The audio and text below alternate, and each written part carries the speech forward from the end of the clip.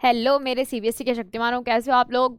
Hopes के बढ़िया होंगे यार। तो अब आप लोगों की गर्मियों की छुट्टियां बहुत जल्दी ख़त्म होने वाली हैं, और जैसे आप लोग की गर्मियों की छुट्टियां शुरू होंगी तो आप लोगों को कहीं ना कहीं back to your session, back to your studies आना पड़ेगा।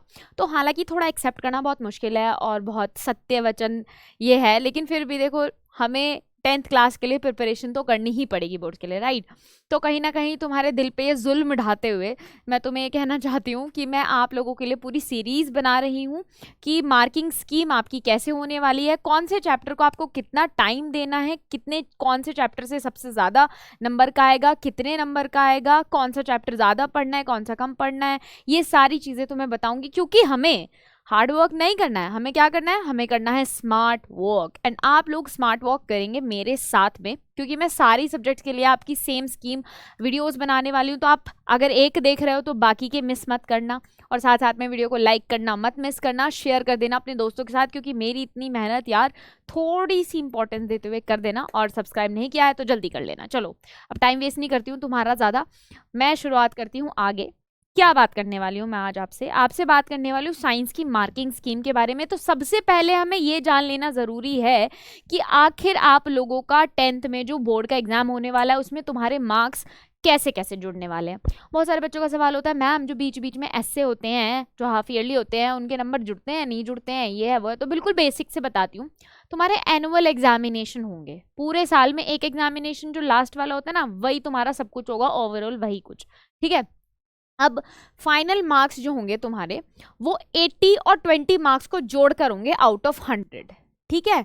लेकिन ये जो 100 मार्क्स हैं, ये 80 आपके थ्योरी के होंगे, 20 आपके होंगे इंटरनल असेसमेंट के, ठीक है। इतना तो पता ही होगा, बेसिक चीजें हैं।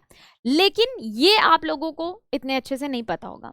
इंटरनल असेसमेंट जो है वो आपका 4 हिस्सों में बटा हुआ होता है, ठीक है। 20 नंबर में 5 नंबर आपके मिलते हैं पोर्टफोलियो के, मतलब कि आपके क्लास का वर्क कितना कंप्लीट है ना, पूरे साल में आपने क्या परफॉर्मेंस दी है उसके बेसिस पे। आपके जो क्लास में टेस्ट होते हैं उसके बेसिस पे 5 नंबर आपको टीचर देती है, मतलब ये जो 10 नंबर हैं ये आपके टीचर के हाथ में होते हैं, ठीक है। अब जो असाइनमेंट और प्रोजेक्ट आपको मिलता है इसके 5 नंबर आपको मिल जाते हैं, और ये जो प्रैक्टिकल वर्क की कॉपी वगैरह सबमिट होती है तुम्हारी, प्रैक्टिकल वर्क करते हो, ये 5 नंबर। तो ये 10 नंबर तुम्हारे हाथ में होते हैं, ठीक है। तो देखो ज्यादातर बच्चे ना रो धो के सही, पीट के, मार के, पीट के, कैसे भी बनाए, पर ये प्रोजेक्ट और ये काम कर लेते हैं। तो 10 नंबर तो आप लोगों के कहीं जाते नहीं है, तो 10 नंबर तो आपके हैं ही पूरे।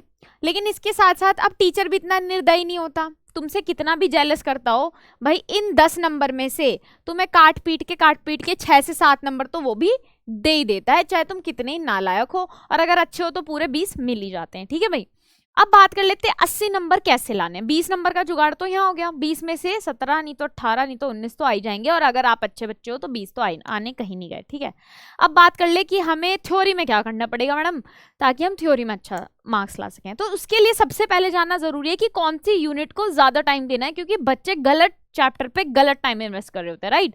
तो ये गलती हमें नहीं करनी, जो और गलतियां करते हैं गलतियों से हमें सीखना चाहिए। तो भाई पहला हमारा क्या है, केमिकल सब्सटेंसेस, जो आपका आता है 25 मार्क्स का। Second world of living 25 marks का, और नेचुरल फिनोमिनन 12 नंबर, ये 13 नंबर, और ये 5 नंबर। अब आप कहोगे मैम ये तो कम कम नंबर के हैं, हम इन पे ध्यान क्यों दें, हम तो ये ज्यादा यूनिट जो है ये तैयार कर लेंगे, तो ये इस पे तो कम ध्यान देना पड़ेगा हमें, है ना। देखो बात ऐसी है, इन दोनों यूनिट में ना 5-5 चैप्टर है अंदर, ठीक है, जबकि इन यूनिट्स में एक ही चैप्टर है अंदर, ठीक है। आपको वो पूरा यूनिट एक ही चैप्टर के तौर पे पढ़ना है। तो आप एक चैप्टर करोगे यहाँ से 12 नंबर हो जाएंगे, यहाँ से करोगे यहाँ से भी 12 हो जाएंगे, और यहाँ से 5 हो जाएंगे, सॉरी मतलब तुम्हारे 30 नंबर कहीं नहीं गए, ठीक है। तो ये 3 चैप्टर सबसे पहले बहुत अच्छे से तैयार करने हैं तुम्हें, ठीक है। यही मैंने तुम्हें इस वाली स्लाइड में भी बताया कि ये जो 3 चैप्टर हैं ये यूनिट्स की फॉर्म में ही हैं, तो ये 30 नंबर तुम्हारे कहीं नहीं जाने चाहिए। ये 3 चैप्टर्स तुम्हें बहुत अच्छे से सबसे पहले तैयार करने हैं। 30 में से 25 नंबर तो मतलब तुम्हें लाने ही हैं कैसे ना कैसे करके, ठीक है। तो भाई 80 नंबर में से टोटल 25 नंबर का जुगाड़ तो यहाँ हो गया, है ना। आगे देख लेते हैं। अब मैम 50 नंबर का क्या, क्योंकि ये भी 25 नंबर की आएगी, ये भी 25 नंबर की आएगी। बचे हुए जो 50 नंबर है उन्हें कैसे स्कोर करना है ये बताती हूँ तुम्हें। देखो अगर हम बात कर लें, थोड़ा सा डिटेल है ये व्यू, तो थोड़ा सा समझना मैं क्या समझाना चाह रही हूँ। पहली तुम्हारी यूनिट है जिसमें ये 4 चैप्टर आते हैं तुम्हारे, ठीक है। इन 4 चैप्टर में से केमिकल रिएक्शन से ज्यादा पोर्शन आपका नहीं आता, एसिड एंड बेस से थोड़ा नॉर्मल पोर्शन आता है, और कार्बन कंपाउंड इसका सबसे ज्यादा पार्ट लेकर के जाती है। तो तुम इन 4 चैप्टर्स में से सबसे ज्यादा जो तुम्हें कवर करना है, कम से कम 10 नंबर का पेपर सिर्फ, इस पे दिखाई नहीं दे रहा है ये, कम से कम 10 नंबर का पेपर सिर्फ तुम्हारे कार्बन कंपाउंड से आता है। तो सबसे पहले तो तुम्हें करना है कार्बन कंपाउंड, 10 नंबर यहां से ऐड हो जाते हैं, ठीक है। उसके बाद तुम्हें करना है एसिड एंड बेस, ठीक है, फिर metals and non metal, and last में तुम्हें करना है केमिकल रिएक्शन। और केमिकल रिएक्शन में केमिकल रिएक्शन को बैलेंस करना ही मोस्ट प्रोबेबली हर बारी पेपर में देखा जाता है। बाकी टॉपिक्स इंपॉर्टेंट क्या है ये मैं तुम्हें बता ही दूंगी। तो नंबर वाइज देखे तो सबसे ज्यादा तुम्हारा कार्बन कंपाउंड होगा, तो पहले इसे करना है, फिर ये करना है, फिर ये करना है, और लास्ट पोर्शन पे इसको रखना है जिसमें बैलेंसिंग ऑफ इक्वेशंस और कुछ इंपॉर्टेंट टॉपिक्स को ही हमें तैयार कर सकते हैं हम, तो भी अच्छे नंबर ले आएंगे, ठीक है। तो भाई अगर आप इस सीक्वेंस में चलोगे ना तो ले देके नहीं तो 25 में से 20 मार्क्स तो तुम्हारे कहीं नहीं आएंगे, क्योंकि इंपॉर्टेंट टॉपिक्स तो मैं तुम्हें बता ही दूंगी, ठीक है। हमें यहाँ टाइम ज्यादा वेस्ट नहीं करना, हमें यहाँ टाइम वेस्ट करना है। हम अगर सही जगह अपनी एनर्जी, अपनी स्ट्रैटेजी लगाएंगे ना, भाई हम 4 चैप्टर में से 1 चैप्टर पढ़ना है, तो हम 2 नंबर का चैप्टर क्यों पढ़े, हम वो ना पढ़े जो पेपर में 10 नंबर का आ रहा है ना। इसके साथ ही इस वाली यूनिट में तुम्हें सबसे ज्यादा टाइम कहाँ इन्वेस्ट करना है मैं बता दूं। इस वाली यूनिट में ना बच्चे भागते हैं सबसे ज्यादा लाइफ प्रोसेसेस की तरफ, क्योंकि चैप्टर बहुत बड़ा है यार। तुम्हें पता है तुम्हें लाइफ प्रोसेस पढ़ने के लिए इतना टाइम देना पड़ेगा, तब तुम इतने नंबर ला सकते हो। लेकिन जितना टाइम तुम अकेले लाइफ प्रोसेस को पढ़ने देते हो ना, इतने में तुम ये तीनों चैप्टर पढ़ सकते हो। और ये तीनों चैप्टर तुम अगर पढ़ लो इतने ही टाइम में, तो ये तुम्हारे हो जाते हैं 15 नंबर के, और अकेला लाइफ प्रोसेस आता है 10 नंबर का। तो ज्यादा फायदा किस में है, टाइम कहाँ बच रहा है, इन तीनों चैप्टर्स को पहले पढ़ने में। तो हम पहले ये करेंगे, उसके बाद हम लाइफ प्रोसेस करेंगे, यही तुम्हारा सीक्वेंस होना चाहिए।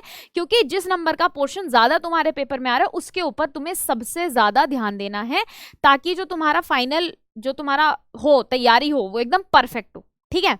तो हमें ये जो छोटी छोटी मिस्टेक्स है ना जो सब करते हैं, ये हमें नहीं करनी।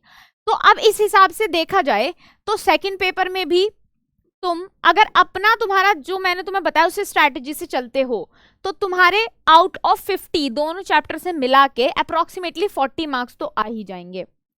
अगर आप इसको कैलकुलेट कर लो तो ये तुम्हारा हो जाता है 65।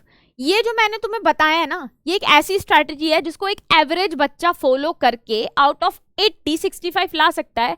और इसके साथ साथ 65 में आपके ऐड हो जाएंगे ये 25 मार्क्स, जिनको आप अपने प्रैक्टिकल में भी सॉरी ये 25 कह रही हूँ, गलती से बोल दिया मैंने, मतलब 16 और 17 मार्क्स जो कि आपके प्रैक्टिकल में भी आने वाले हैं, ठीक है।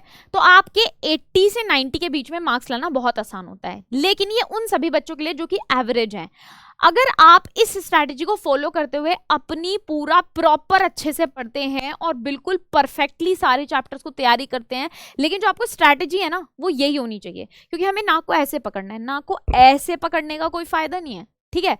तो अगर आप ऐसे इस स्ट्रैटेजी को फॉलो करते हो तो आप 80 आउट ऑफ 79 भी स्कोर कर सकते हैं, क्योंकि बच्चों के लिए ये स्ट्रैटेजी बहुत ज़्यादा बेनिफिट रही है।